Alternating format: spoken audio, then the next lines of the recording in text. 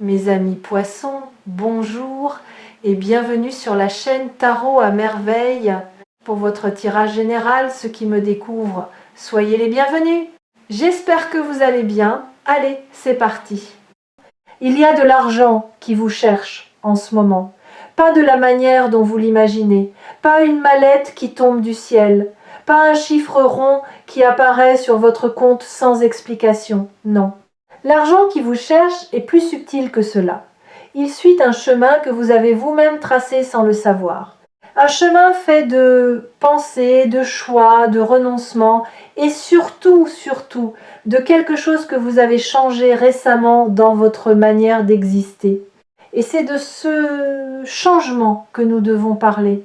Parce que l'argent qui arrive est réel. Mais le « attention » dans le titre de cette vidéo l'est tout autant. Et si vous ne comprenez pas pourquoi je vous demande d'être attentif, cette somme risque de passer à travers vos doigts comme de l'eau. Restez avec moi. Ce que vous allez entendre ici pourrait redéfinir votre rapport à l'abondance pour le reste de votre vie. Je vais commencer par une question qui va peut-être vous surprendre. Quel est votre premier souvenir lié à l'argent? Pas votre premier salaire, pas votre premier achat, votre premier souvenir. Le tout premier moment de votre enfance où l'argent est devenu quelque chose dans votre esprit peut être une conversation entre vos parents que vous n'auriez pas dû entendre. Une phrase lancée à table, l'air de rien, du genre « on n'est pas millionnaire » ou « l'argent ne pousse pas sur les arbres », peut être un cadeau que vous avez demandé et qu'on vous a refusé en invoquant le prix, peut être un regard, une tension dans l'air, une porte qui se ferme quand les adultes parlaient de facture. Ce premier souvenir, quel qu'il soit, a planté une graine dans votre inconscient. Une graine minuscule, invisible, mais d'une puissance considérable, parce que cette graine a germé en silence pendant des décennies. Elle a produit des racines qui se sont étendues dans chaque recoin de votre esprit, et ces racines ont donné naissance à une croyance. Pas une croyance que vous avez choisie, une croyance que vous avez absorbée. Comme on absorbe une langue maternelle, sans le décider, sans même s'en rendre compte. Et cette croyance, elle dirige votre vie financière depuis le début, pas vos compétences, pas votre intelligence, pas votre travail acharné. Une croyance plantée par un moment que vous avez probablement oublié. Voilà pourquoi je vous demande votre attention. Parce que l'argent qui arrive ne pourra rester que si vous identifiez cette croyance. Sinon, le schéma se répétera.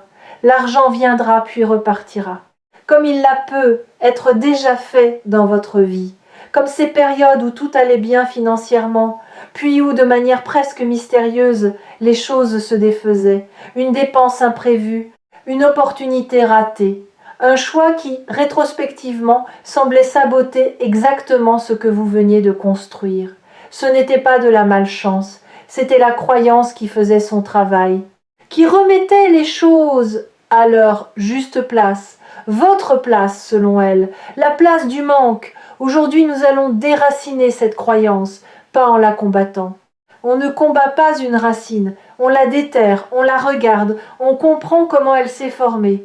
Et une fois qu'elle est exposée à la lumière de la conscience, elle perd sa capacité à vous contrôler.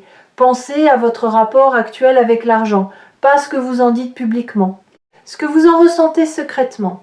Quand vous regardez votre compte en banque, que se passe-t-il dans votre corps? De la tension, du soulagement, de la honte, de l'anxiété?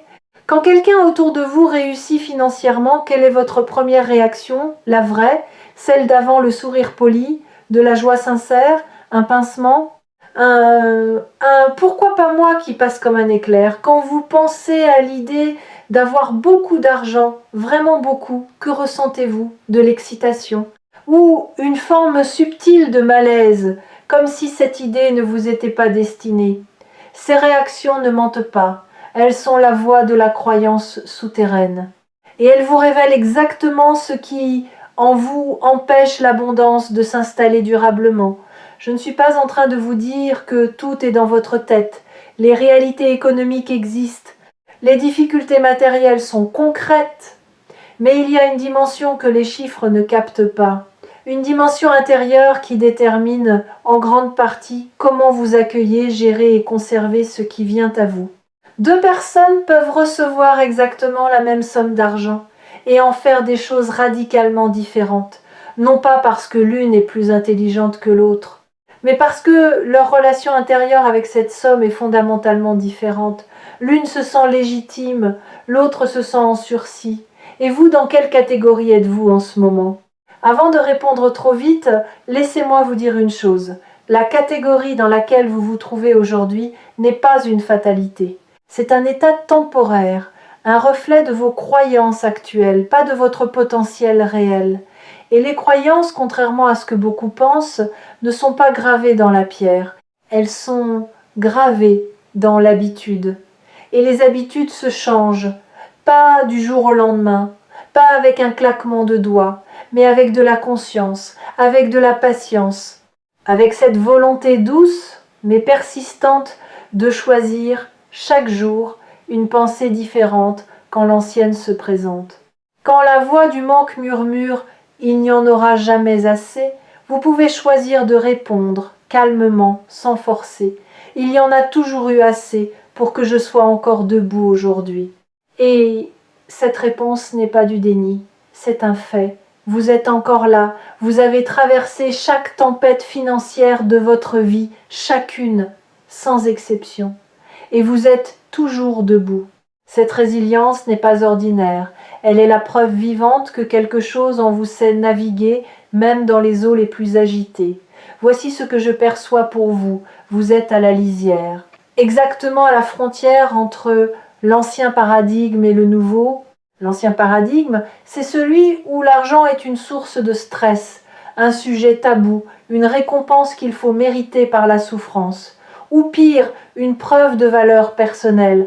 Dans cet ancien paradigme, votre estime de vous-même monte et descend avec votre solde bancaire. Vous êtes votre situation financière. Et quand cette situation est fragile, vous vous sentez fragile. Le nouveau paradigme, celui vers lequel vous migrez en ce moment, est radicalement différent. Dans ce paradigme, l'argent est une énergie, ni bonne ni mauvaise, neutre comme l'eau. L'eau peut irriguer un jardin ou inonder une maison. Ce n'est pas l'eau qui décide, c'est le canal dans lequel elle circule. Et vous êtes ce canal. La qualité de votre rapport avec l'argent détermine si cette énergie vous nourrit ou vous submerge. Ce changement de paradigme, vous l'avez entamé sans vous en rendre compte. Il a commencé le jour où vous avez cessé de vous sentir coupable pour un achat qui vous faisait plaisir. Ou le jour où vous avez refusé un travail qui payait bien mais qui vous détruisait de l'intérieur. Ou le jour où vous avez donné de l'argent à quelqu'un sans calculer, sans attendre de retour, simplement parce que votre cœur vous l'a dicté. Ces moments, aussi ordinaires qu'ils paraissent, sont des actes révolutionnaires. Ils sont les preuves que vous commencez à séparer votre valeur intrinsèque de votre valeur marchande. Et cette séparation est la condition première pour accueillir l'abondance véritable. L'argent inattendu dont il est question dans cette vidéo arrive précisément parce que cette séparation est en cours. L'univers ne récompense pas, l'univers répond. Il répond à votre fréquence. Et votre fréquence en matière d'abondance vient de changer, pas de manière spectaculaire, de manière organique, comme un instrument qu'on accorde et qui soudain produit une note plus juste, plus claire, plus belle. Et cette note attire à elle les harmonies correspondantes. Mais voici où le « attention » entre en jeu. Et je veux que vous écoutiez ceci avec toute votre présence. Quand l'argent arrive de manière inattendue, le premier réflexe de l'ancien paradigme est la peur. Pas la peur de l'argent lui-même, la peur de le perdre. Et cette peur crée une contraction. Vous serrez, vous agrippez, vous stockez avec l'anxiété de celui qui sait que ça ne durera pas. Et en faisant cela, vous envoyez un signal clair à votre propre réalité. Ceci est temporaire. Ceci n'est pas normal. Ceci va m'être repris. Et la réalité fidèle écho de vos croyances, s'exécute. Le piège n'est donc pas l'argent qui arrive. Le piège, c'est votre réaction face à cet argent. C'est ce que vous faites dans les heures, les jours qui suivent sa réception. C'est l'histoire que vous vous racontez à son sujet. Si l'histoire est j'ai eu de la chance, ça ne se reproduira pas, alors effectivement, cela ne se reproduira pas. Vous aurez écrit la fin avant même que l'histoire ait eu le temps de se déployer. Mais si l'histoire est différente, si l'histoire est ceci est le début de quelque chose, pas une anomalie. Si l'histoire est je suis quelqu'un vers qui l'abondance peut circuler naturellement, régulièrement, sans que j'aie à m'épuiser pour la mériter, alors le canal reste ouvert. Et ce qui était un ruisseau peut devenir une rivière. Je voudrais vous emmener un moment dans un endroit de votre mémoire, un endroit que vous visitez rarement, l'endroit où vous gardez vos rêves d'enfant liés à l'argent, pas les rêves adultes, calculés, raisonnables, les rêves d'enfant. Ceux d'avant, les croyances limitantes. Ceux d'avant, les leçons sur la rareté. Quand vous étiez petit, que rêviez-vous de faire avec de l'argent? Peut être offrir quelque chose à quelqu'un que vous aimiez, peut être voyager vers un endroit qui vous faisait rêver, peut être construire quelque chose, peut être simplement ne plus voir cette tension sur le visage de vos parents. Ces rêves d'enfants sont importants parce qu'ils révèlent votre relation originelle avec l'abondance, avant la contamination, avant les filtres. Et dans la plupart des cas, ces rêves n'étaient pas égoïstes, ils étaient généreux, connectés aux autres, orientés vers la joie plutôt que vers l'accumulation, ce qui signifie que votre nature profonde, votre relation authentique avec l'argent n'est pas celle du manque ou de la cupidité, c'est celle du partage et de la création. Et revenir à cette nature profonde, c'est ouvrir la porte que des années de conditionnement avaient scellée. Il y a un exercice que j'aimerais vous proposer, pas un exercice compliqué. Quelque chose de simple que vous pouvez faire dès ce soir. Prenez un billet de banque, n'importe lequel, le plus petit que vous ayez, tenez-le dans vos mains et regardez-le, vraiment, regardez-le, pas comme un moyen de paiement, comme un objet. Sentez sa texture entre vos doigts, observez les détails que vous n'avez jamais remarqués. Et pendant que vous le tenez, demandez-vous qu'est-ce que je ressens? De la neutralité? De l'attachement? De l'anxiété à l'idée de le dépenser? Du mépris? Ce que vous ressentez face à ce simple billet est un miroir exact de votre relation avec l'abondance. Et cette relation peut être transformée, pas en changeant de compte en banque, en changeant de regard. Maintenant, imaginez que ce billet est un messager. Il vient d'un réseau immense de circulation. Avant d'arriver dans vos mains, il a voyagé. Il est passé par des dizaines, peut être des centaines de mains. Chacune de ces mains l'a tenu avec une émotion différente. Certaines avec gratitude, d'autres avec peur, d'autres encore avec indifférence. Et ce billet continue son voyage. Il passera par d'autres mains après les vôtres. Votre rôle n'est pas de le retenir. Votre rôle est de le faire circuler avec intention, avec conscience, avec la certitude profonde qu'un autre viendra prendre sa place et un autre après lui. Parce que l'argent, comme l'eau, comme l'air, comme l'amour, est fait pour circuler. Il ne meurt que quand il stagne. Cette compréhension de la circulation est la clé de voûte de tout ce dont nous parlons. La plupart des gens traitent l'argent comme une ressource limitée qu'il faut accumuler et protéger. Et dans une certaine mesure, la prudence est sage. Mais il y a une différence fondamentale entre la prudence et la contraction. La prudence dit « je gère avec soin ». La contraction dit « je retiens par peur ». La prudence est un acte de sagesse. La contraction est un acte de survie.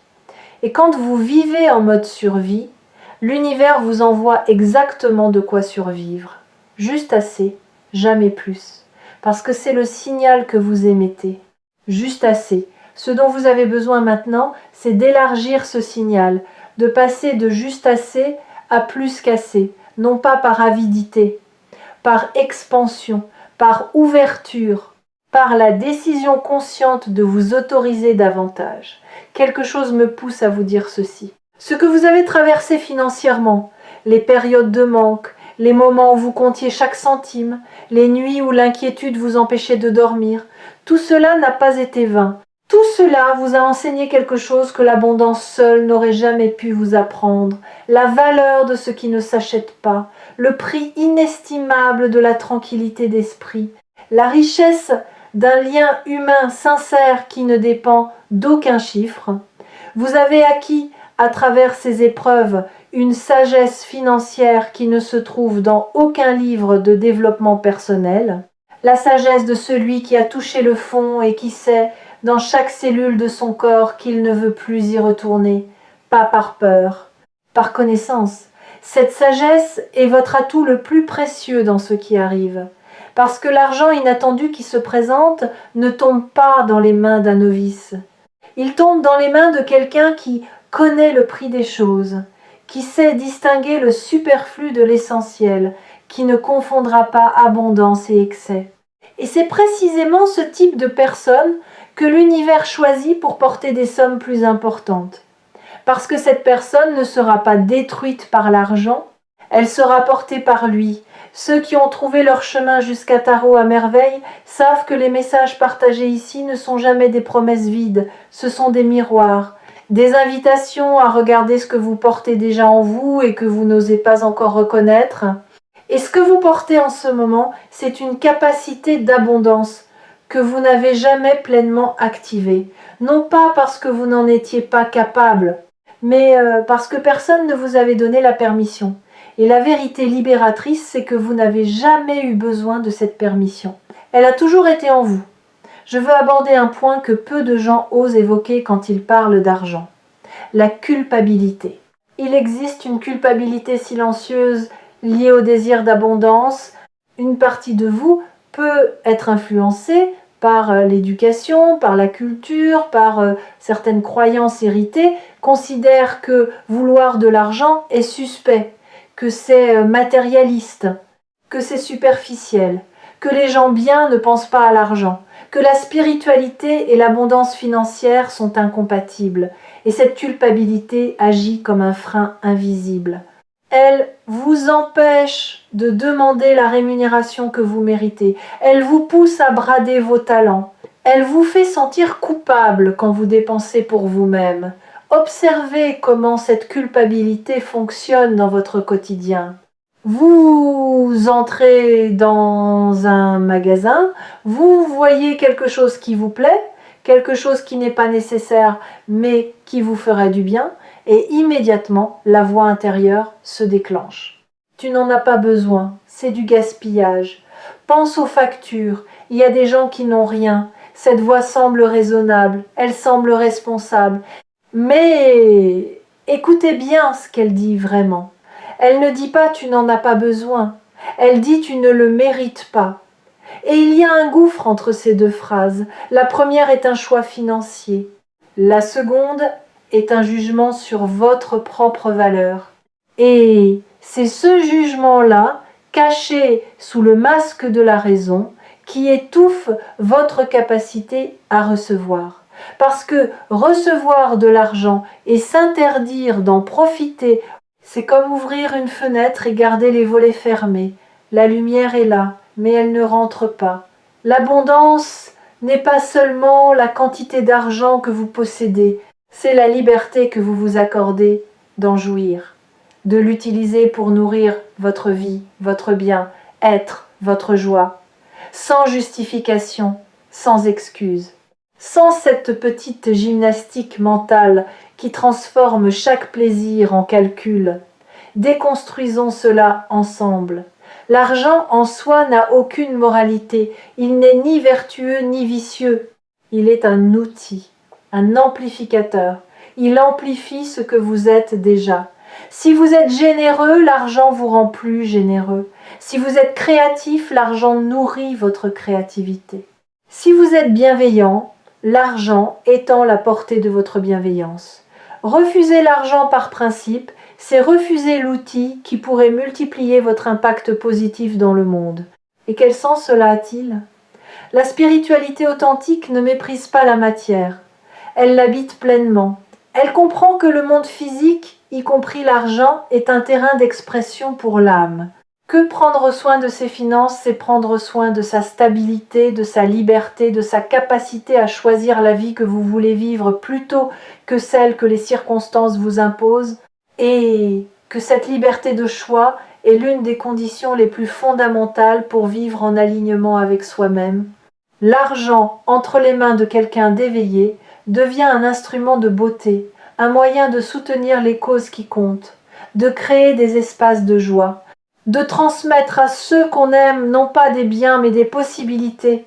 Alors libérez-vous de cette culpabilité.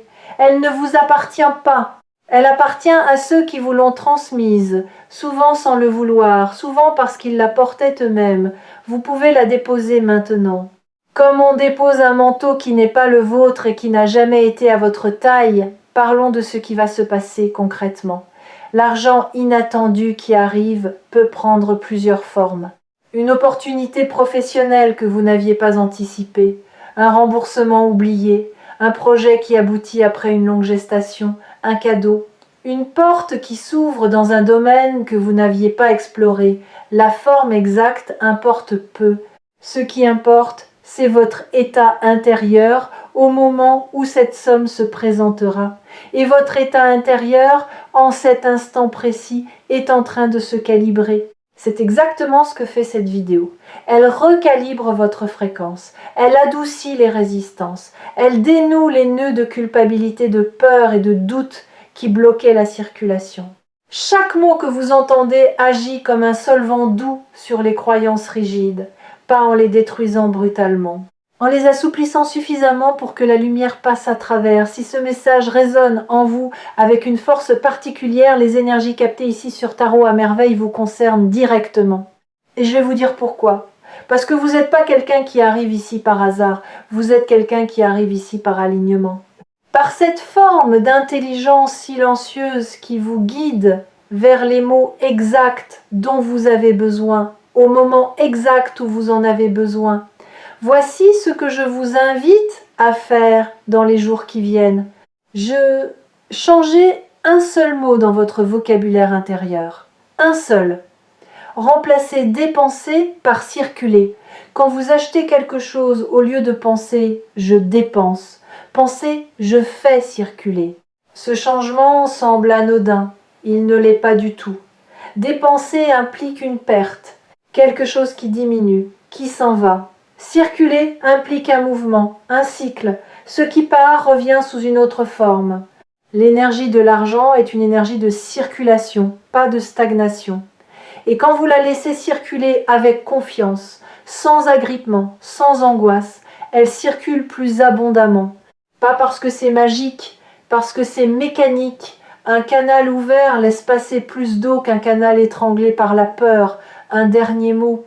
Cette somme qui arrive, accueillez-la avec la dignité de quelqu'un qui sait qu'il la mérite, pas avec l'excitation frénétique de celui qui n'en revient pas, pas avec la méfiance de celui qui attend le piège, avec la tranquillité sereine de celui qui comprend que l'abondance n'est pas un accident. C'est un retour, le retour de l'énergie que vous avez semée par votre travail, votre générosité, votre persévérance et votre courage d'être vous-même dans un monde qui récompense la conformité. Vous avez été courageux, plus que vous ne le mesurez.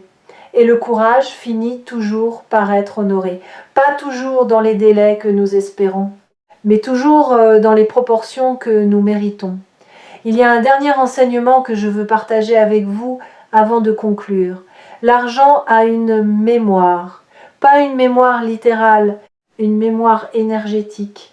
L'argent que vous recevez avec gratitude porte en lui l'empreinte de cette gratitude. Et cette empreinte influence ce que cet argent va créer dans votre vie. L'argent reçu avec peur crée des situations de peur. L'argent reçu avec culpabilité crée des situations de culpabilité. Mais l'argent reçu avec sérénité, avec la conscience tranquille de celui qui sait qu'il est dans le flux naturel de la vie, cet argent-là crée de la stabilité, de l'expansion, de la paix. Quand cette somme arrivera, et elle arrivera, prenez un moment, juste un moment, avant de calculer, avant de planifier, avant de réfléchir à ce que vous allez en faire. Prenez un moment pour remercier. Pas quelqu'un en particulier, la vie elle-même, le mouvement mystérieux qui a conduit cette énergie jusqu'à vous. Et dans ce remerciement, ancrez la certitude que ce n'est pas la dernière fois, que ce qui vient est le premier chapitre d'une histoire plus longue. Une histoire où l'abondance n'est plus l'exception mais la norme, où recevoir n'est plus une surprise mais une conséquence naturelle de qui vous êtes devenu. Gardez ce message près de vous. Revenez y puiser quand le doute frappe.